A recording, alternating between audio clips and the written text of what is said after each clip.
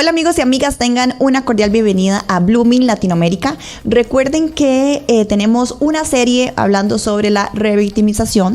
Ya tuvimos la serie que es enfocada en el ámbito emocional y también tuvimos la serie enfocada en el ámbito legal.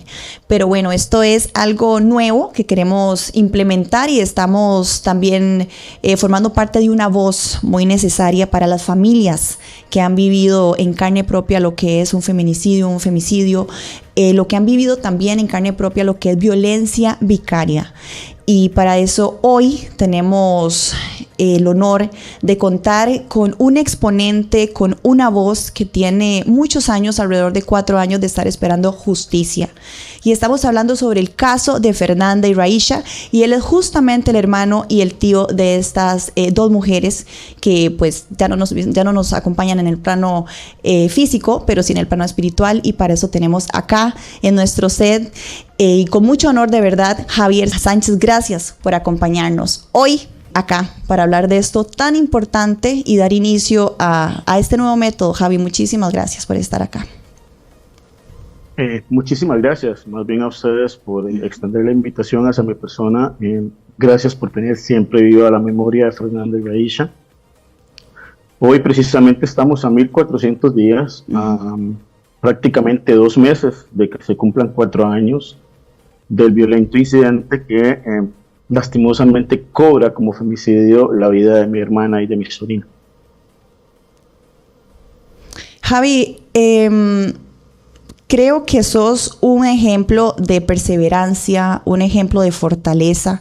Creo que sos esa voz que muchas familias y también personas que hemos pasado por situaciones así necesitan en su vida. La verdad es que las veces que te he podido ver, que te he podido grabar, que he podido escuchar tu discurso, de verdad que me has llenado muchísimo. No solo mi corazón, sino también de mucha fortaleza. Y yo quiero, Javi, que este sea tu lugar. O sea, que puedas hablarnos de lo que realmente creas que es importante que la gente sepa, tu experiencia que has vivido de manera judicial, cómo fue ese proceso, qué mejoras, qué cambios has podido ver en tu vida después de todo este acontecimiento. Entonces, vamos a ir poquito a poco, que vamos a ir desde el principio, Javi. Decís que ya son 4 años, tuviste la audiencia hace poco, si no me equivoco, la audiencia fue hace alrededor de unas 3 o 2 semanas, ¿verdad, Javi? Aproximadamente, sí, estamos hablando de que, bueno, como indicas, el fatídico día se da el 30 de julio de 2020, marcado en una pandemia, ¿verdad?, donde la sociedad, el mundo como tal, no tenía un conocimiento de cómo poder actuar, tenía un mal conocimiento, no sabíamos en realidad cómo tratar el asunto de la pandemia, y en este marco, en 2020, son víctimas de femicidio muchísimas mujeres por estar justamente en esta parte, ¿verdad?, en este aislamiento que pues obviamente todos los estados indicaban para evitar el contagio y todo lo demás. Triste, lastimosamente, el 2020 es un año enmarcado en sangre para Costa Rica. Julio, lastimosamente, es uno de los meses más violentos. Y enmarcado en julio, pues se van la vida de Fernanda y Raisha el 30 de julio de 2020. Hoy, precisamente, como indicaba anteriormente, son 1400 días, estamos a 2 meses precisamente de llegar a los 4 años. El proceso ha sido sumamente complicado. Indicabas precisamente, digamos, de la constancia, de la lucha, del esfuerzo, de la tenacidad, y vamos a ver esto. Creo que es lo que las personas, la sociedad, que dichosamente no está viviendo un femicidio, es lo que puede ver de las familias, no solamente de mi persona, no solamente de Xavier Sánchez, sino es lo que va a ver de todas las familias que hoy por hoy, que suman más de 400 desde la promulgación de la ley de la violencia contra la mujer, ¿verdad?, en 2007, y posterior hacia atrás, muchísimos otros femicidios que no se han contado y que no ingresan en ese conteo, en esa estadística, lastimosamente en ese número de estado, ¿verdad? Entonces es lo que van a ver eh, de una familia, de una persona, de familias que están luchando para que la memoria de las que hoy no están no muera, pero es particularmente lo que van a ver de las familias que están luchando para que las memorias de las que les robaron en algún momento tengan una justicia digna, ¿verdad? Correcto. Esa es la lucha y esa ha sido la tenacidad, ese ha sido el constante, ese ha sido el redescubrir, el de construirse desde la parte personal, ¿verdad? O sea, estamos hablando de que soy un hombre y lastimosamente, como en algún momento te comentaba fuera de cámaras, ¿verdad? En la sociedad y en el mundo, cuando uno nace hombre, pues viene con derechos adquiridos, ¿verdad? Y lastimosamente, o se le crea esa idea de que uno viene con derechos adquiridos y lastimosamente, dentro de un panorama machista, patriarcal, que ejerce violencia sobre lo que debe ser y cómo debe ser un hombre, uno comete muchísimos errores que a la larga y lastimosamente cuando se dan estos hechos de que nos faltan una, dos o tres, nos damos cuenta de que todo lo que la sociedad nos inculcó de la forma en que nos educaron no es la correcta, no ha venido a generar nada positivo en la sociedad y por lo contrario viene a destruir, viene a crear diferencias, viene a provocar muerte, dolor y bueno, viene a provocar en un proceso de una mala educación por completo y por todo, a la larga dolor, angustia y femicidios. Correcto. Y es que, Javi, también hablábamos de algo muy importante, porque te escuchaba yo decir en una de las charlas que has dado, de que, puña, si realmente se dice y se habla de femicidios, es como vos decías, es porque las mujeres están siendo asesinadas por hombres, porque está este discurso que me parece muy... ¿Cómo te digo? Muy sin fundamento, muy, como que está así flotando, que dicen que es que las mujeres también agreden a los hombres o que los hombres también son o pueden ser asesinados por mujeres, pero, ok, cuando están en un partido de fútbol, cada minuto la que llama es una mujer, porque la están agrediendo. Las denuncias son diarias y son un montón, sea que jueguen fútbol o no, son mujeres. O sea, yo creo que ya tenemos que empezar a detenernos en decir, no, pero es que a los hombres... No, es que estamos hablando de estadísticas. O sea, no se puede comparar definitivamente una bola de básquet con un frijol, ¿ya? Y eso es lo que la gente quiere como creer, que es algo que es equitativo, y no. O sea, y no, véanlo, cuántas familias, Javi, son sobrevivientes de femicidios, cuántas sufren de revictimación vicaria. O sea, ¿cuántas veces vos te has sentido revictimizado, Javi? ¿Cuántas veces has tenido que ir, declarar lo mismo, ver que la persona, esta persona agresora anda libre? O sea, ¿qué ha significado eso en tu vida, Javi? ¿Cómo ha sido todo este proceso de revictimización en tu vida? Vamos a ver, o sea, es sumamente complicado porque cuando se aduce, o bueno, por lo menos se indica que una mujer es asesinada por ser mujer, y ahí tenemos la contraparte de los varones, ¿verdad? Que hay muchísimo odio en las redes, hay un morbo, hay un efecto que da pampurrias definitivamente a nivel de redes, ¿verdad? Que están esperando que suceda un femicidio, o que están esperando que suceda un hecho tan lamentable como lo que es la muerte de una mujer producto de femicidio, para descargar un odio que no sé de dónde viene, no sé dónde se acumula, no sé sinceramente de dónde sale en las redes. Entonces, cuando se indica que una mujer es asesinada por un hombre, por su género, detrás, si lo viéramos desde ese punto de vista, pues como me indicaba hace algún tiempo atrás alguna licenciada, pues probablemente el término no sea el más adecuado. Pero si vemos todo lo que está detrás, indica que una mujer es asesinada por ser mujer, porque una mujer está atada a servir, es encerrada, es violada, tiene vejaciones, está sujeta precisamente al producto de la violencia vicaria, que bien lo indicabas. Detrás de cada mujer asesinada hay una estela de dolor, de angustia, violencia doméstica encapsulada que viene en ascenso, ¿verdad? Y en ese proceso se le roba absolutamente todo a la mujer, todo.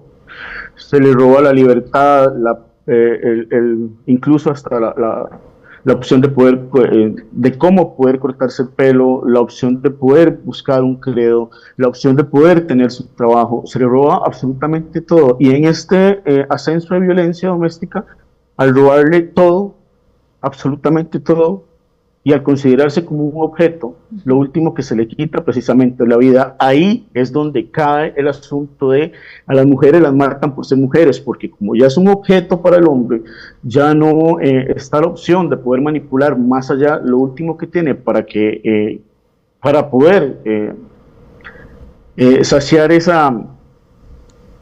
ese sentimiento tan negro que tiene, porque no puedo llamarlo de otra forma, y si lo llamara como yo pienso que es, no sería lo correcto para este tipo de medios, porque sería una bajeza, ¿verdad?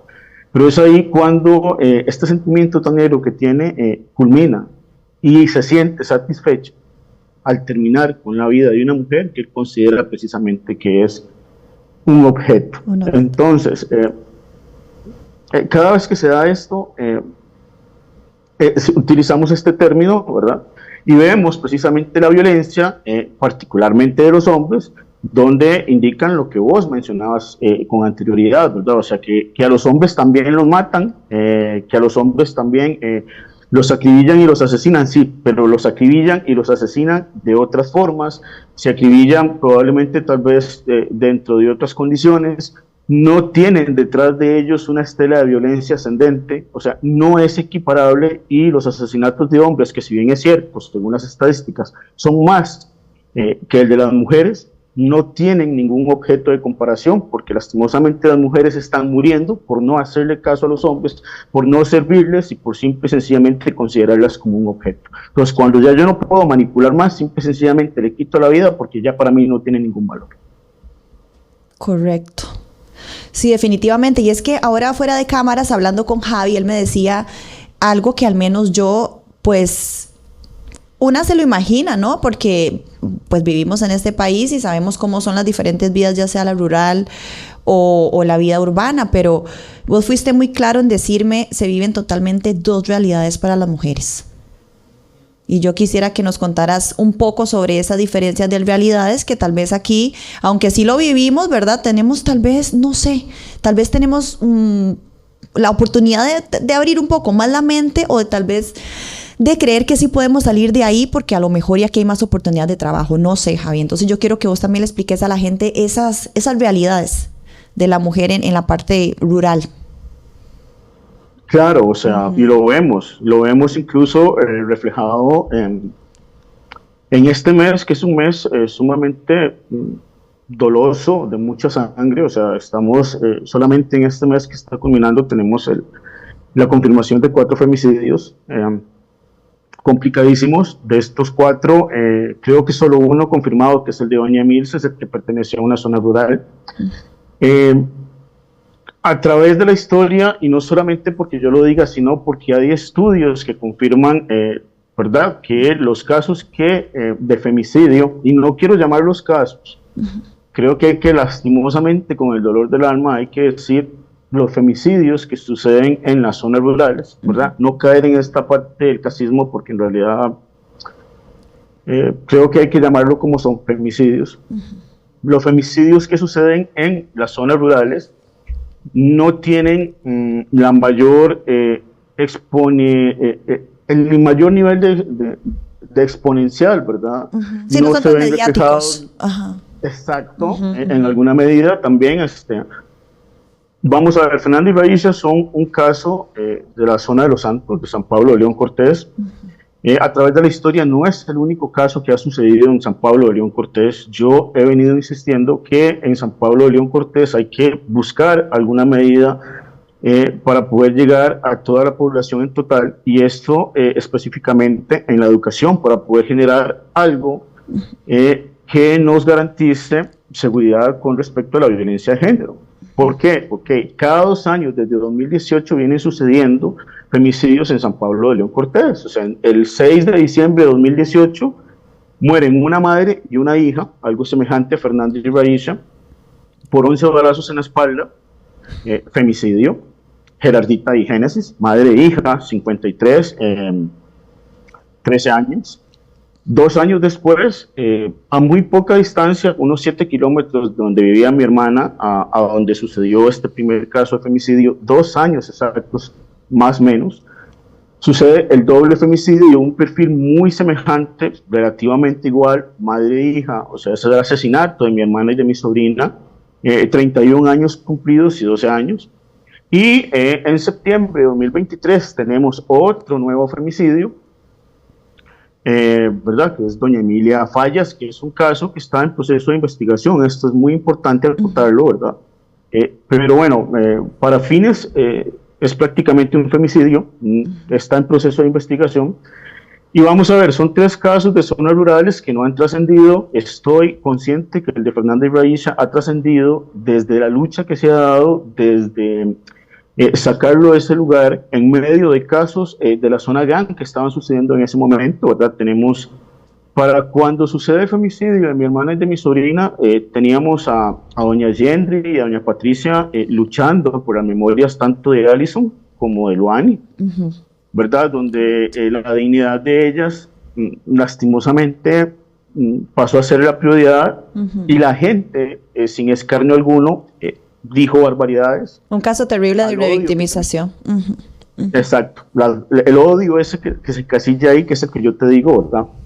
Sigue también en ese proceso el femicidio de María Luisa Cedeño, sigue también el femicidio de María Taxan, ¿verdad? Y es precisamente entre esos 4 casos, entre el de María Luisa y el de Laura Taxan, el que se da precisamente el de mi hermana.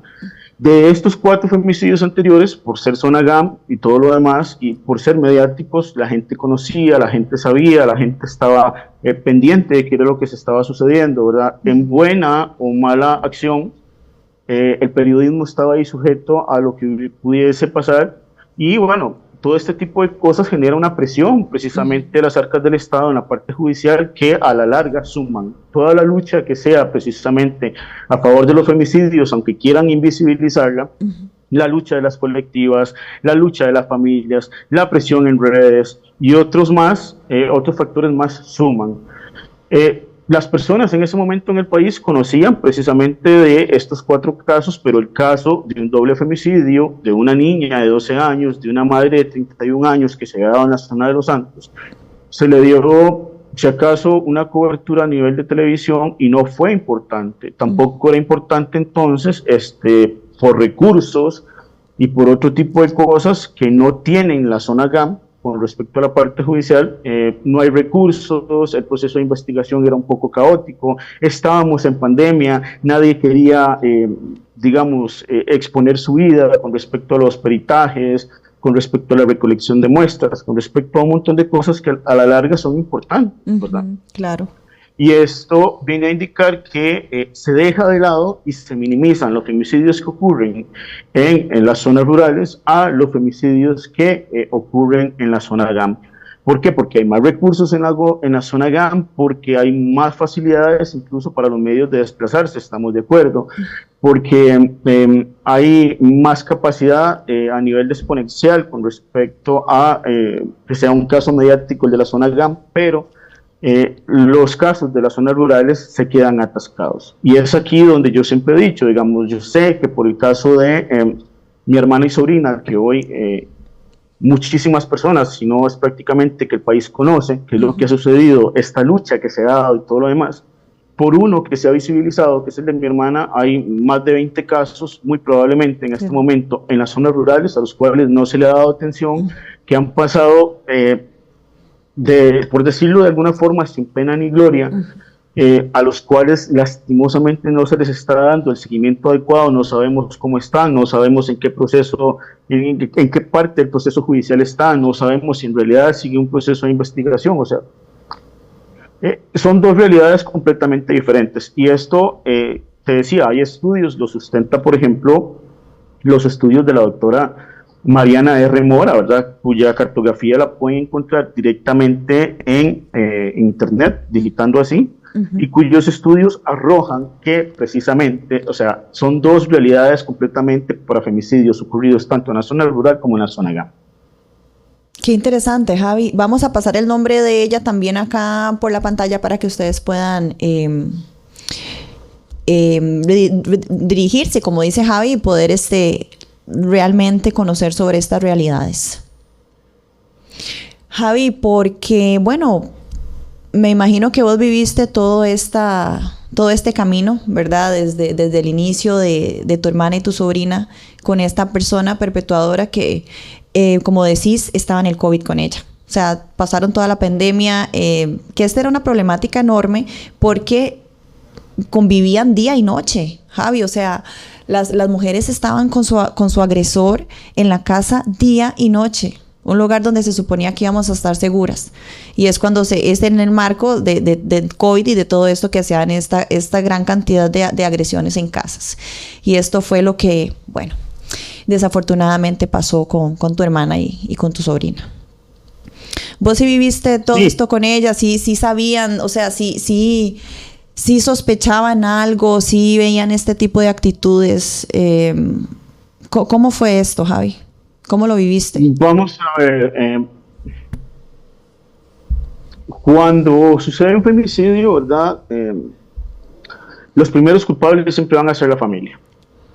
Siempre el odio a través de las redes y todo lo demás siempre se va a descargar hacia la familia, porque le indican a la familia, si ustedes sabían por qué no hicieron algo, por qué no hicieron algo para sacarla de este lugar, ¿verdad? Voy a ser muy general con esto. Qué duro, ¿verdad, Javi? O sea, que te hayan dicho eso, porque es que realmente lo primero que busca la gente es buscar culpables y no hay otro culpable que la persona que hizo el hecho y punto. Es que por eso te pregunto, porque muchas veces ni siquiera se lo imaginan, como lo que pasó con Nadia, ¿verdad? Que sí, ya indagando más, pues sí, pero que lo que dicen es que era una persona súper tranquila, este señor, ¿verdad? Bueno, es que, como te decía, hay que ser como muy general en el tema porque, digamos, hay muchísimos factores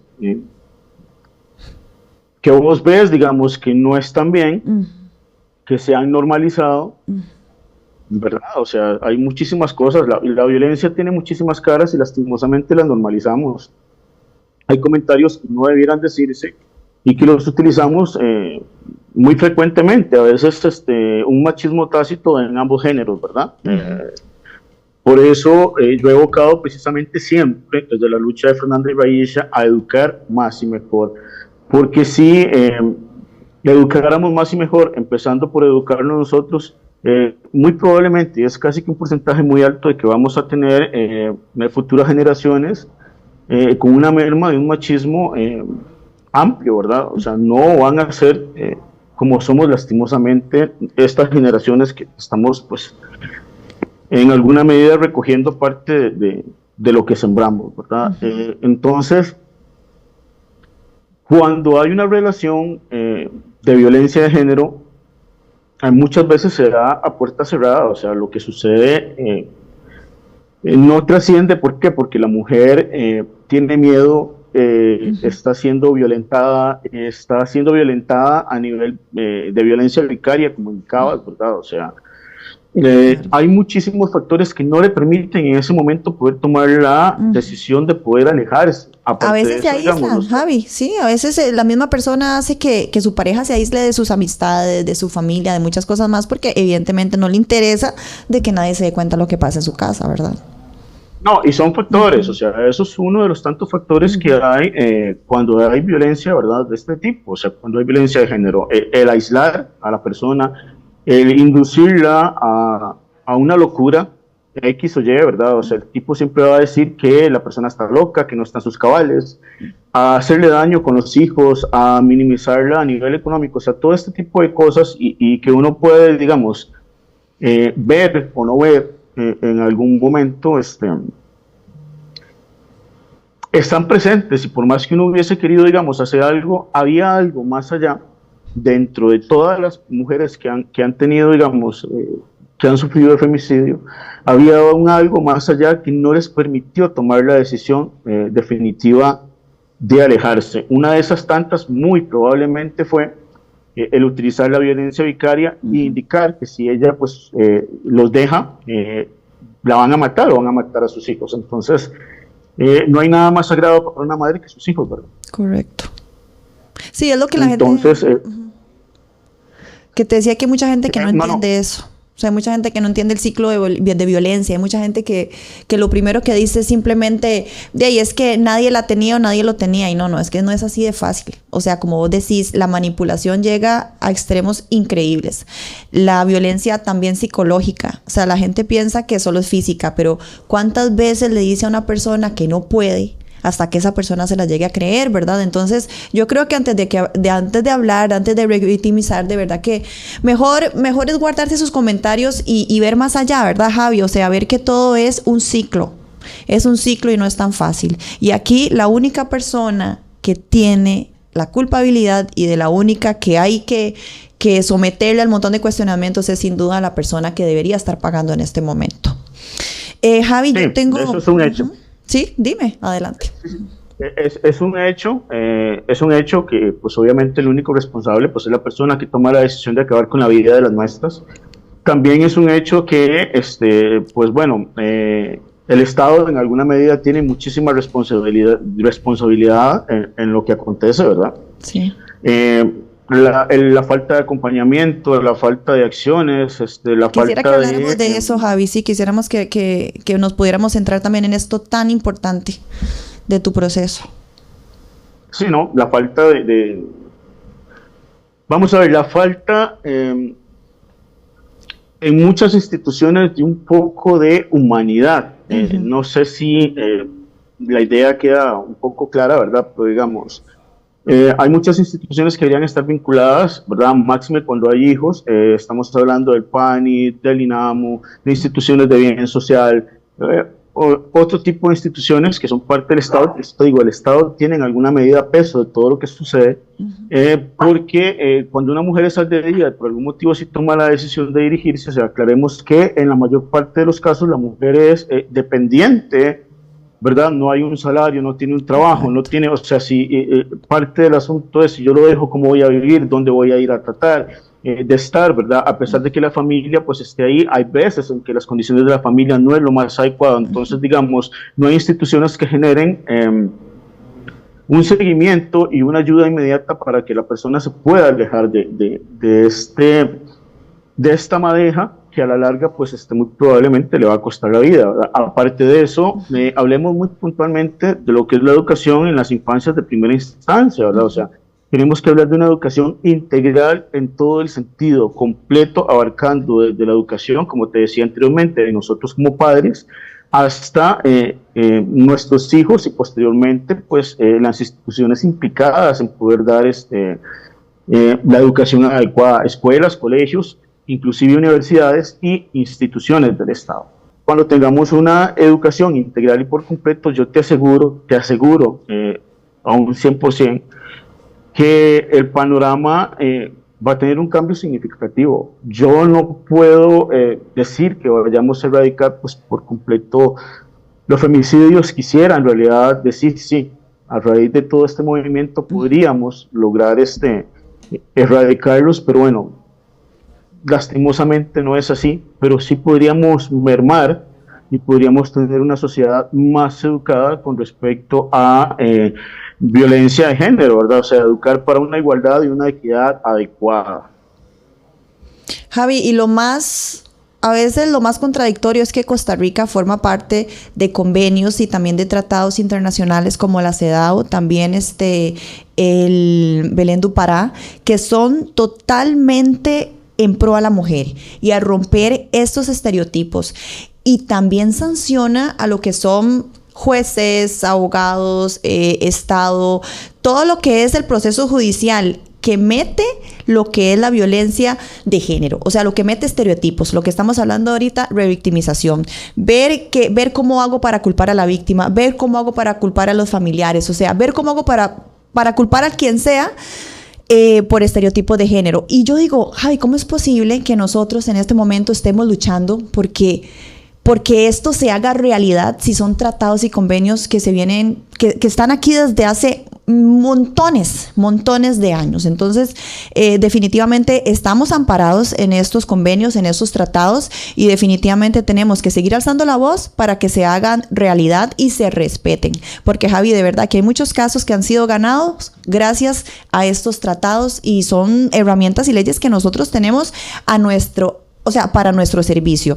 Hablando de este acompañamiento también, Javi, yo te quería preguntar, porque también dijiste algo muy importante en el último video que te grabé, que decía que cuando las familias son muy vulnerables, ¿verdad? Bueno, es que todas las familias en realidad son vulnerables, pero algunos tienen o tendrán mayor capacidad económica. Yo quisiera también saber, Javi, en tu caso, ¿qué tipo de apoyo, o sea, emocional, psicológico, comunitario, judicial, has encontrado más útil para poder llevar este proceso de la mejor manera en tu vida? Mira, si me pongo a hacer un recuento ahorita, te diría que del momento cero a la fecha fue cero. Sí, porque habéis dicho como que hay gente que nos ayuda, ¿no? Como el INAMU, otras instituciones que tal vez tendrán sus representantes legales para apoyar a las personas. O sea, ¿qué fue lo que más te ayudó a vos? ¿Recibiste este apoyo? No. Vamos a ver, o sea, a nivel de leyes, y creo que lo hablábamos ahora antes de que ingresáramos a modo directora, a nivel de leyes, se supone que uno, un individuo civil común y silvestre, tiene que tener seguro un manual de leyes donde usted tiene que saber, en caso de ser un sobreviviente de femicidio, tiene que saber qué, tiene que saber qué, tiene que saber qué y tiene que saber qué. Pero vamos a ver, ninguna persona de manera civil sabe qué es lo que tiene que hacer. Exacto. En caso de un femicidio. ¿Cómo lo vamos a saber? Nadie está preparado, para despedirse hoy de un beso, de un abrazo de su hermana, de su tía, de su vecina, de una mujer que es importante para usted, y dentro de unas horas o al día siguiente tener que ir a recoger el cuerpo, si topa con suerte, o parte de él, ¿verdad? Entonces, sucede que si vos sos víctima de femicidio, te dicen que tenés derecho a acompañamiento, a psicología, que tenés derecho a un montón de factores que al final de cuentas son como condicionados. No es, digamos, del todo cierto que tengas ese acompañamiento, tenés que buscarlo vos. O sea, no es el hecho de que, digamos, sabiendo las instituciones que estás pasando por ese proceso, que no estás bien, que estás bloqueado, que estás mal, que va a pasar un periodo de tiempo. En mi caso, yo pasé 7 meses muy complicado y no reaccioné, sino fue hasta el año y 7 meses. Yo ya había empezado a hacer esta lucha de justicia para Fernando y Raisha. No sé cómo la empecé a hacer, la verdad. Yo, como te digo, el caso de mi hermana no salía, estaba encerrado en un tambo, claro, precisamente en una zona rural. No había forma de que lo conocieran. A los pocos días, y bueno, y por estar estábamos encerrados también en este asunto de la pandemia. Yo estaba completamente bloqueado y yo no sabía cómo dar una lucha, y bueno, claro, ahí viene el asunto de poder crear la página, que fue, pues, creo yo, y lo sigo sosteniendo hasta ahorita, ese mecanismo que le dio no solamente voz y voto a Fernando y Raisha, sino que expuso ante el país quiénes eran ellas. O sea, no era solo un nombre, no era solo una voz, sino que incluso si van y revisan, o sea, pueden ver de quién estamos hablando, o sea, saben quiénes son, o sea, no es solamente, ¿verdad? Entonces, te dicen que tenés que saber un montón de cosas, pero ¿cómo saberlo? Bloqueado. Exacto, estás en shock.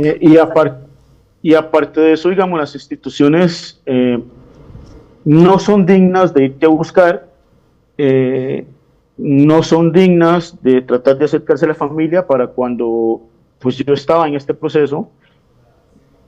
todavía no estaba la ley 10.263, que es la ley, ¿verdad?, para personas sobrevivientes de femicidio, que es la ley de reparación de personas sobrevivientes de femicidio, no estaba.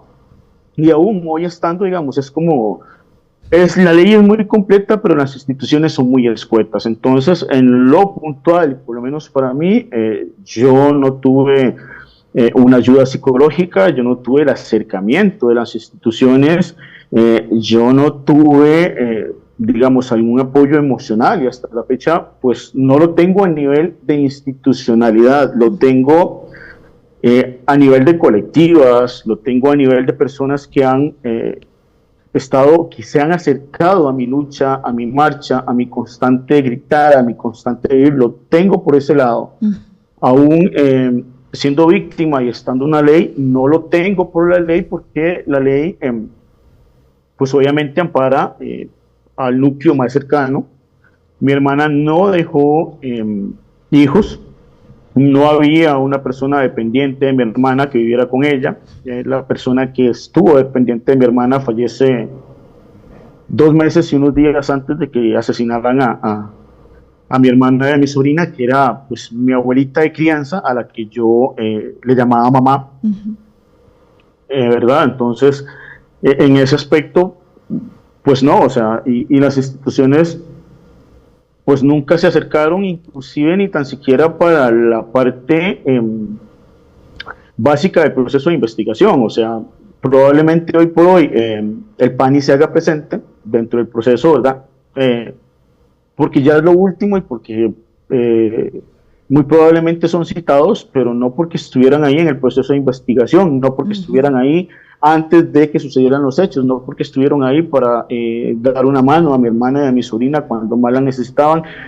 Simple y sencillamente están ahí, y considero yo que por un formalismo y para captar un número que a la larga va a ser una estadística en algún recuadro del Estado que va a reflejar cuando hablen de víctimas de femicidio y en mujeres, y esperemos que pues viéndole los dientes al perro, como decía un cuento por ahí, ¿verdad?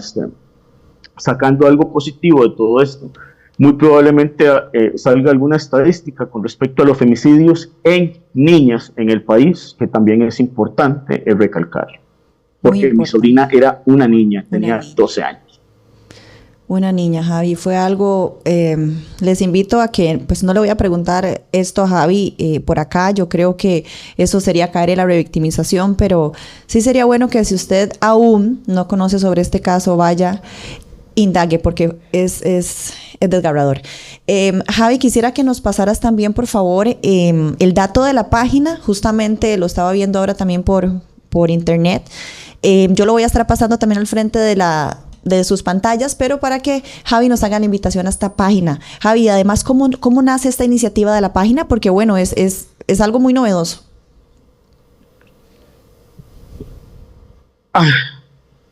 María José, bueno, ya te dije, yo creo que no solo yo, toda mi familia estábamos en un shock.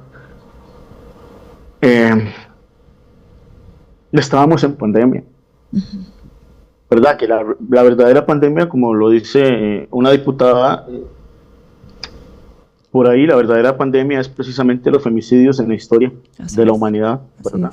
Esa es la verdadera pandemia. Esa es. Yo estaba en shock. Yo venía, como te dije anteriormente, saliendo de la aparente muerte de mi abuela de crianza, que estaba a cargo de mi hermana y de mi sobrina, que estaba a cargo de Fernanda.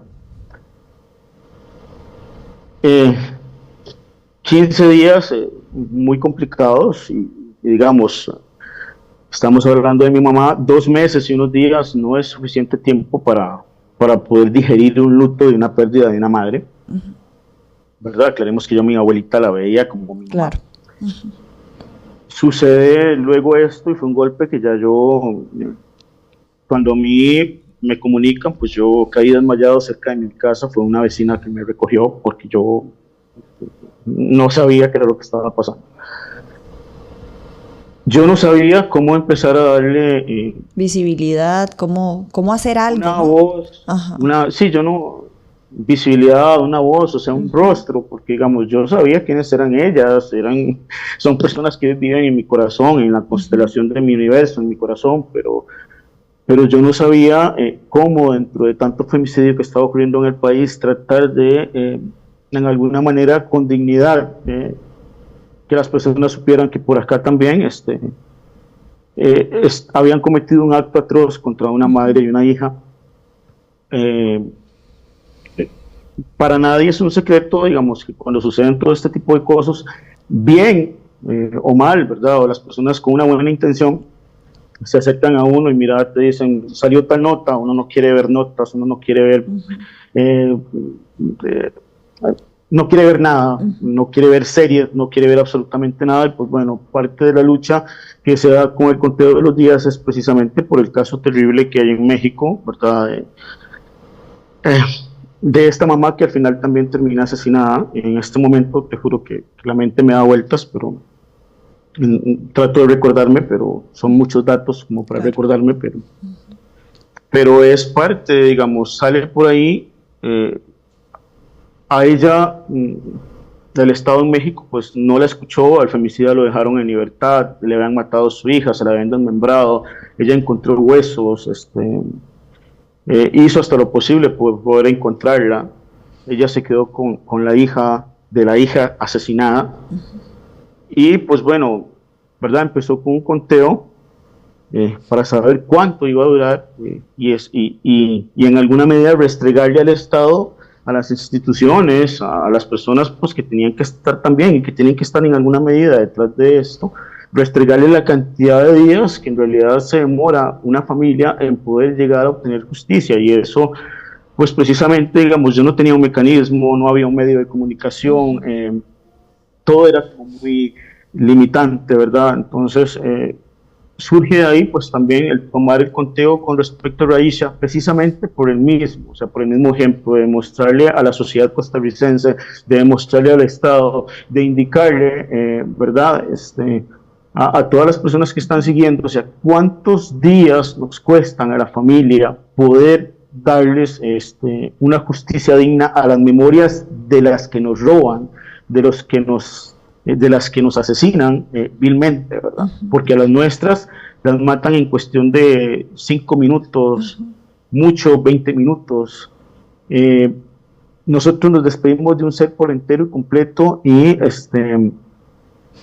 tenemos que ir a recoger pedacitos, ¿verdad? Esta lucha entonces empieza pues precisamente por número uno, por esta serie que yo no quería ver, que al final de cuentas pues vi, ¿verdad? Que la señora es de apellido Escobedo. Y porque creo que fue el referente más importante y más cercano de poder luchar y darle un rostro y una voz a Fernández Raisha, y hoy por hoy es precisamente eso, o sea, le estamos demostrando a la sociedad, al país, cuánto se tarda el sistema en poder hacerle justicia a una madre y a una hija. O sea, llevamos 1400 días, estamos hablando de 3 años, 9 meses, 30 días aproximadamente, 3 años, 10 meses aproximadamente. Ahí, ese es el hasta donde llega la revictimización también judicial, Javi. Sí, y mira, lo ha dicho, vamos a ver, en el último periodo de tiempo, en los últimos días, lo ha dicho muy claro Randall, ¿verdad? Randall Zúñiga creo que ha tenido un poquito más de acciones aceptadas a lo que fue su predecesor, ¿verdad? Que fue con mucho cuestionamiento. No voy a ahondar en eso porque en realidad creo que no vale la pena.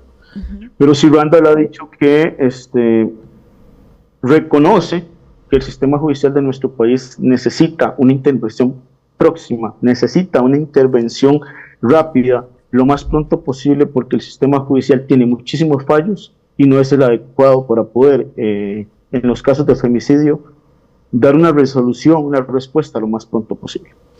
Y lastimosamente en eso caemos, en que el país no está bien, que la educación no está bien, que tenemos un discurso de odio hacia las mujeres, un discurso de odio de género todas las semanas. Tenemos algo que no está y que no viene bien desde la cúspide que está limitando a las mujeres que pueden hacer cosas importantes en las carteras que son importantes para evitar los femicidios en mujeres, que las viene siguiendo, que las viene coaccionando, que las viene maniatando, que las vigila constantemente con respecto a lo que se dice. Y desde ese pilar estamos mal. O sea, yo quisiera que cada semana tuviéramos un discurso abarcado con respecto a la educación y cómo combatir la violencia de género, un discurso que avance con respecto a las leyes para proteger no solo a las mujeres, sino a todas las personas, ¿verdad? Pero particularmente a las mujeres. Un discurso cada semana que en realidad nos dé números asertivos y herramientas asertivas de cómo poder luchar para que el Estado sea más equilibrado, ¿verdad? En igualdad, equidad, género, y no un discurso de odio constante, constante, cada bocanada de odio, y es que se refleja, ¿verdad?, hacia las mujeres. Sí, es que totalmente, y como vos decís, eso definitivamente, Javi, viene en la educación, porque como lo decías también, todo este machismo que a veces la gente no quiere aceptar que tiene en sus vidas, la culminación máxima de la violencia es simple y sencillamente hacia las mujeres, es el feminicidio. Javi, bueno, se nos alargó el podcast, entonces vamos a seguirlo, ¿ok? Para no cortar el mood. Entonces, bueno, Javi, veníamos hablando de estos cambios necesarios, ¿verdad? Y a mí lo que, de verdad que, como te digo, ya existen esas guías, ya existen guías, como te digo, en los convenios y en los tratados internacionales que te acabo de mencionar, ya vienen estas guías de cómo poder evitar a lo máximo lo que es los feminicidios. Entonces, de verdad que exigimos que realmente sean estudiados y las personas capacitadas, las personas desde el policía al que yo llamo para que me llegue a la casa hasta la ejecución como se debe realmente de los protocolos y de las leyes, porque las leyes sí existen. Y Javi, me estabas contando también de los cambios de la seguridad. Yo te tenía aquí una pregunta que es muy importante porque lo estás viendo desde el punto o de la perspectiva masculina. ¿Cómo ha cambiado esa perspectiva tuya sobre la vida y la seguridad después de este trágico evento que pasó en tu vida? 360 grados completamente. Sí, porque a veces la gente no se da cuenta tal vez de la inseguridad que se vive, para nosotras ahí afuera, ¿verdad? En realidad. 360, o sea, el cambio es sumamente grande. Uno quisiera poder hacer más y digamos que en alguna medida, no que esto que viví yo lo vivan los hombres del país, porque no le deseo que ninguna familia del país tenga que andar en sus espaldas con un femicidio. Esto sería lo peor que uno como persona puede desearle, pero sí quisiera, digamos, que en alguna medida este cambio que a nivel personal se ha ejecutado lo pudieran experimentar quizá a través de la educación muchísimos varones, porque digamos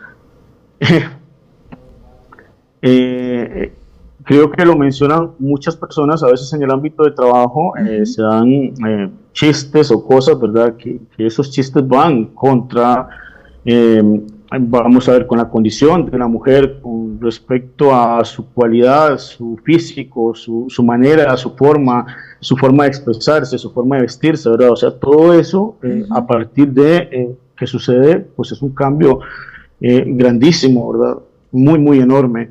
Todavía no te puedo decir que yo estoy deconstruido 11% porque cometo mis errores, y cometo mis errores. Creo que el punto está en que pues, o lo reconoces y sabes en qué fallaste, o alguien más te lo indica y vos decís, bueno, sí, es cierto, o sea, esto no debe ser así, tratar de eliminarlo, de construirlo completamente, porque a veces uno cae, ¿verdad? Hace algún tiempo dije algo y sonó horrendo, ¿verdad? Y bueno, pues no lo voy a decir porque no viene al cabo, no viene la pena mencionarlo, pero sí una persona muy cercana me dice, es que ese comentario es muy machista, y sí, en efecto, es muy machista. Sí, porque a veces nosotros ni siquiera nos damos cuenta. Y hay un machismo tácito, o sea, vamos a ver, de nosotros es muy explícito, pero por parte de las mujeres, porque también existe, ¿verdad? También Claro. por la crianza de este estado patriarcal es tácito, pero se sale y pues creo que parte del proceso de construcción es saber, o sea, lo dijiste, no está bien, hay que aceptar que no está bien, hay que buscarse a nivel profundo y en realidad ver si esto va más allá. Digamos, si lo que estás diciendo tiene algún, no sé si valga la pena decir un fundamento válido, porque a veces creo que hay cualidades y sacrificios en una mujer que son desvalorizados y uno los ve como que tan normales, ¿verdad? Eh, y si uno lo ve un poco más allá, pues definitivamente dice, es que, ok, vamos a ver, probablemente está dentro de la naturaleza, pero es un sacrificio enorme y yo estando ahí muy probablemente no sería capaz de poder soportar todo eso que una mujer soporta, más encima, pues obviamente todos los comentarios de machismo y todo lo demás que vivimos en una sociedad patriarcal, ¿verdad? Entonces el cambio sí es a un 100%, o sea, y aún así todavía estoy aprendiendo, hay ocasiones en que digo cosas que no son las más correctas, hay ocasiones en que no es lo más adecuado y sigo aprendiendo porque, bueno, yo tengo el contacto actualmente, pues estos últimos 4 años he estado un poco alejado, pero tengo el contacto con muchísimos niños, por eso es que insisto, digamos, muchísimo con el asunto de la educación más y mejor, porque dentro de las cosas o de lo que yo hago, ¿verdad? Yo tengo el contacto con muchísimos niños a los cuales tengo que contarles historias, que tengo que contarles o entretenerlos en alguna medida, ¿verdad? Esto ha estado pausado por este periodo de tiempo porque todavía no estoy preparado para retornar, pero es ahí donde lo que yo he aprendido se transmite a través de la educación, a través de los cuentos, y es donde yo puedo sembrar una semilla precisamente con las primeras infancias en escuela, con las infancias un poco más desarrolladas, con niños de 8 a 12 años, inclusive con adolescentes y pues obviamente con algunos adultos. A nivel personal, un cambio muy grande. Sí, eso para ir ya cerrando, Javi, quisiera volverte a invitar porque, puña, me quedaron bastantes preguntas. Es que es un tema muy grande.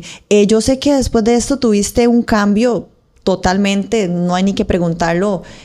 La rutina diaria, ya todo cambió totalmente, es un cambio rotundo, ¿verdad? Que hay en las familias, es totalmente un impacto.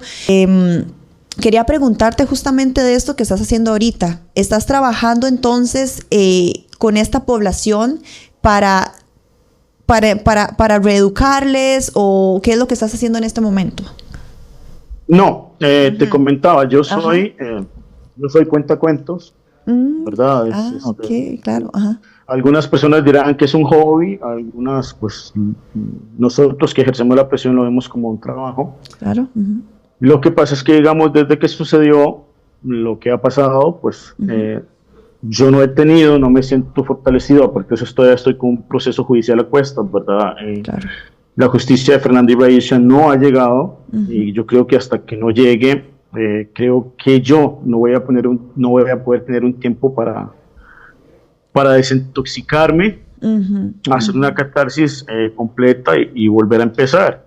Yo soy cuentacuentos, siempre he tratado de dejar un mensaje positivo en mis cuentos a través de las enseñanzas, a través de las fábulas, a través de lo que pueda, a través de la palabra. La palabra es una arma. Después de que sucede esto, y aparte de la reconstrucción y de ver, analizarme, autoanalizarme, ¿verdad? Hay muchísimas cosas que te dije que no están bien, que hay palabras que no son las más adecuadas. Yo tengo la posibilidad de llegar a muchísimas infancias, a muchísimos niños y a muchísimas personas. Claro. Y pues obviamente posterior a esto y cuando vuelva a reincorporarme, te puedo asegurar que mis cuentos no van a ser los mismos cuentos de antes. Y van a tener un sentido precisamente a la reeducación, a la concientización, a la visibilización y a un mensaje positivo como siempre lo han tenido, pero esta vez con un poco de mayor ahínco y un poco más focalizados.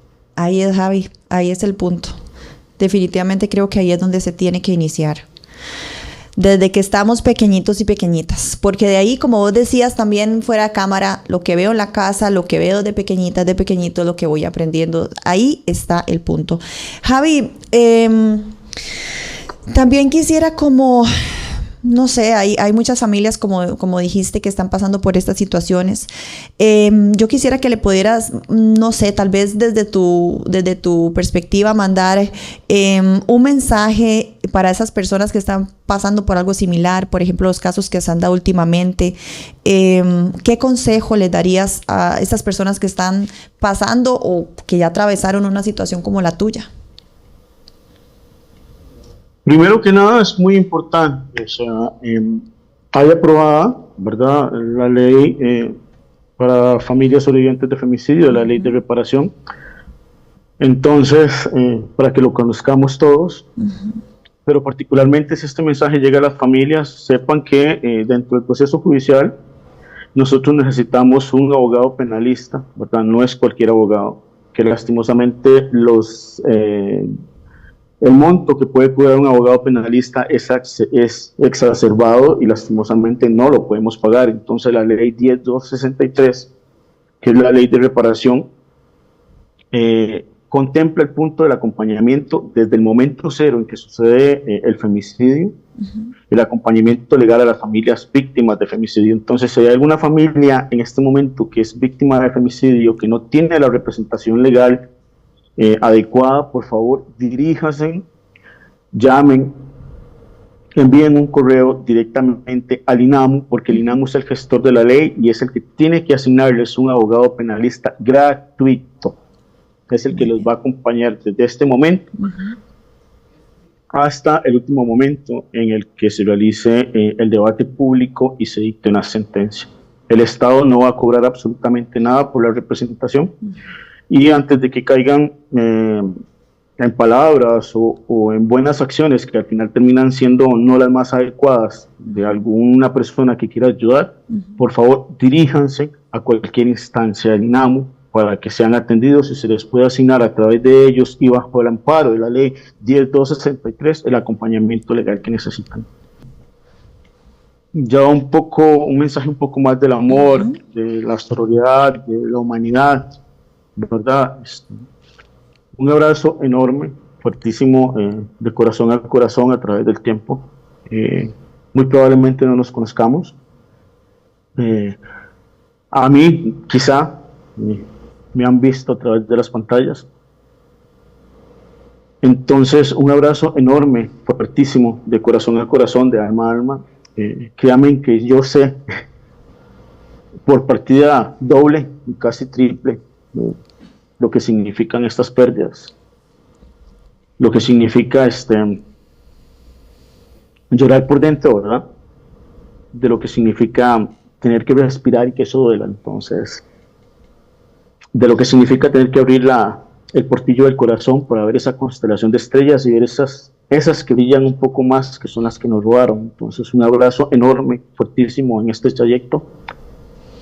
Yo estoy acá, me pueden contactar a través de la página de Fernández Raiza y en lo que yo pueda dar un abrazo, un apoyo, si es posible un consejo, un abrazo como me lo han dado miles y cientos de mujeres que militan en las colectivas, que no se cansan de gritar los nombres a las que nos han robado en la calle. Si yo puedo con un abrazo alivianar un poquito el corazón de alguna o con este mensaje, pues que así sea. Y de mi parte, pues aquí estoy. Un abrazo enorme, enorme, enorme. Y les acompaño en el dolor. Sí. Y por favor, vayan a la página, por favor, den su firma, por favor, el apoyo. Conozcamos quién es la familia de Javi, quiénes son Fernanda y Raiza, su historia. Yo lo estuve viendo y la verdad es que me conmovió muchísimo. Y ya de verdad que para terminar, Javi, no quiero terminar, pero ya para terminar, porque ya definitivamente se nos fue el tiempo. Yo te quería hacer esta pregunta porque hemos hablado mucho sobre los casos de revictimación y cuáles mejoras se tienen que dar, y de hecho lo dijiste ahora, o sea, que la falta de refugios, ¿verdad? Muchas otras cosas más que ya las hemos venido hablando en toda esta serie, pero vos, tu opinión personal, ¿qué esperanzas tenés para el futuro en términos de justicia y prevención de la violencia de género? Y ya con esa terminamos. Yo quisiera que las instancias del Estado pudieran tener una cooperación mutua para poder dar un poco más de seguridad, no solo a toda la población, sino también a las mujeres. Yo quisiera guardar una luz y una esperanza de que los femicidios van a mermar y que los que están en un proceso de lucha pues puedan llegar a un buen término.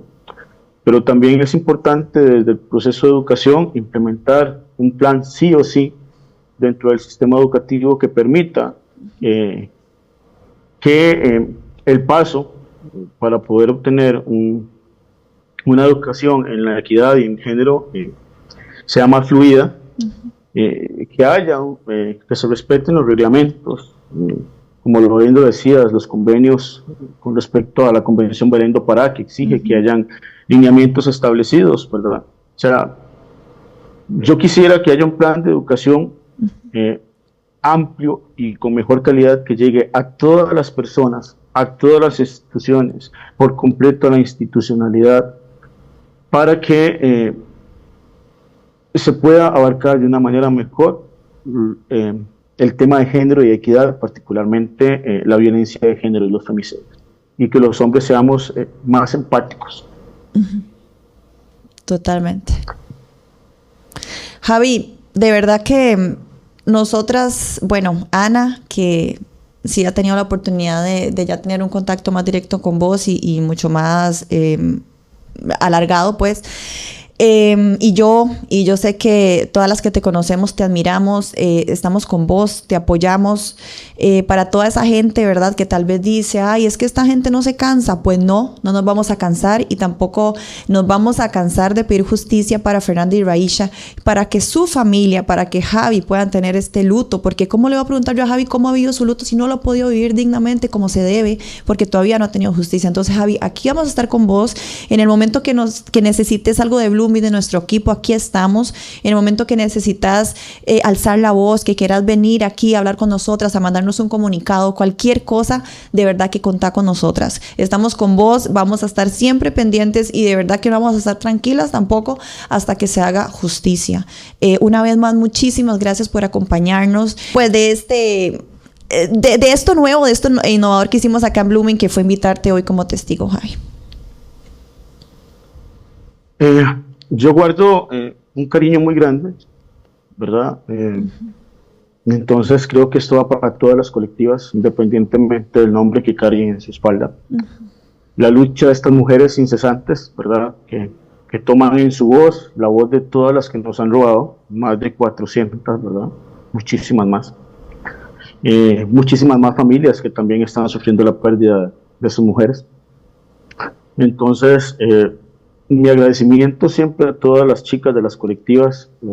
Creo que cada vez que puedo se los digo, gracias por estar presentes, gracias por alzar la voz, gracias por nunca cansarse, gracias por levantar ese cartel, gracias por levantar los nombres de todas. Particularmente a modo personal, muchísimas gracias por levantar el cartel que dice Justicia para Fernanda y Raisha. Muchísimas gracias a todas las que dictan el nombre de Justicia para Fernanda y Raisha. Muchísimas gracias a todas las que han llevado y van a seguir llevando la foto de Fernanda y Raisha. Y muchísimas gracias a todas las que hasta el día de hoy han acompañado esta lucha y la van a seguir acompañando. En el momento en que obtengamos justicia para mi hermana y mi sobrina, seguiremos luchando como lo hemos hecho por ellas, por todas las demás, que esperemos que no sean tantas, pero que lastimosamente las que parten necesitan que todas las personas alcemos la voz para que algún día se les haga justicia. Entonces, chicas de las colectivas, de todas las habidas y por haber en este país, muchísimas gracias por siempre estar, a nombre de todas las familias, pero particularmente a nombre de Fernanda y Raisha. Y créeme que en nombre de todas te decimos con todo gusto, Javi, y aquí estamos para lo que necesites. Muchas gracias, Javi, por acompañarnos. Gracias.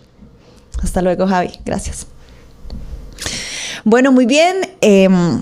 Llegamos al fin. La verdad es que nos costó un poco, es un tema muy grande. Yo sé que tal vez hayan muchas dudas y les invito a que puedan contactarnos a través de nuestras redes sociales como Blooming Latinoamérica.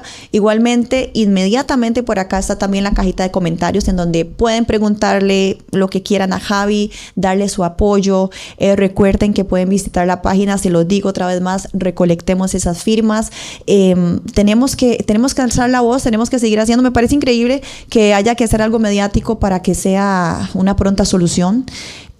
Son muy buenos casos que llegan a culminarse de una manera justa, pero definitivamente, y como lo hablamos al principio, es una pandemia. Es una pandemia de casos que quedan en impunidad, es una pandemia de feminicidios y no se compara jamás a que nos digan aquí que es que a los hombres también le pasa. Estamos hablando, como lo dijo Javi, de una pandemia y definitivamente no nos vamos a cansar.